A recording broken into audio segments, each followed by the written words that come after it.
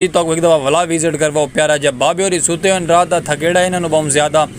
चादर पा के अगले सुकून नाल सुते हुए इतना फुल खावन पीवन दियाँ चीज़ें पकौड़े समोसे मिठाइयाँ और खूबसूरत जो प्यारे प्यारे दही भल्ले दियाँ प्लेटां भी नाल मौजूद हैं। तो बिरा थोड़ा वहदा पैगा चल के मजीद अस आप भी कुछ खाते पीने हैं तो तुहानू अगों दा विजिट भी करवाने प्यारियां प्यारियां खिलौने वाली दुकाना भी दिखेने तुहानू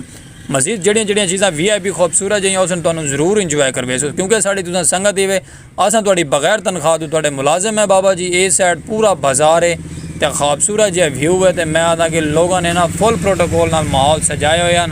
मिठिया मिठिया बोलियां लाई हुई हैं तो ट्रैक्टर ट्रालियां बालों के खिलौने प्यारे प्यारे खूबसूरत जैं और दिलचस्पी माहौल मैं कि संगत साथ को दिखाऊ ना तो मज़ा नहीं आता इस गल तुहानू दिखावणगे तो अपने विलॉग के तुहानू नाल वेट करवाते मैं तुसें साडे नाल मजीद बिया भी जुड़े रहो अगं चल के तुहानू होर खूबसूरत जे प्यारे प्यारे व्यू चेक करवाने माशाअल्लाह दही भल्ले वाले बाबे को आ गए हैं तो इंदे खासो आप दही भल्ले प्यारे जे खूबसूरत जे देखण को तो बड़े प्यारे प्यारे मैं तो मेरा यार बोटा में तो खाने दही भल्ले बनवाते पे तो बाकी तुहानू इंजॉय करवे इस वक्त प्यारा जे विलॉग खूबसूरत जे अपना सराकी कल्चर का माहौल माशाअल्लाह वीवर अस आर्डर तो दे दीता अपने दही भल्ले का दही भल्ले साढ़े रेडी होंगे पे इतनी देर रेडी हो थोड़ा जो क्लिप अगों का दिखा छोड़ू मैं कि खूबसूरत जो व्यू उस्ताद और प्लेट खवे इस भाई को लाए मेले ते दही भल्ले खाते से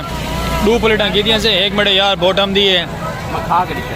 खा के निकल है बोटम हाथ तरीक है रहमान मेरा अल्लाह बोटम मेरा यार दही भल्ले भी खाना पे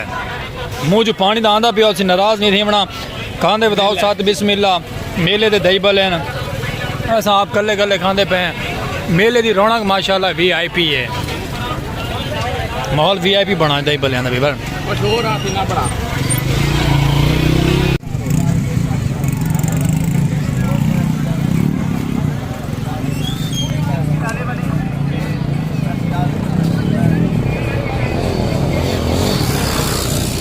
ठीक है बात ठीक है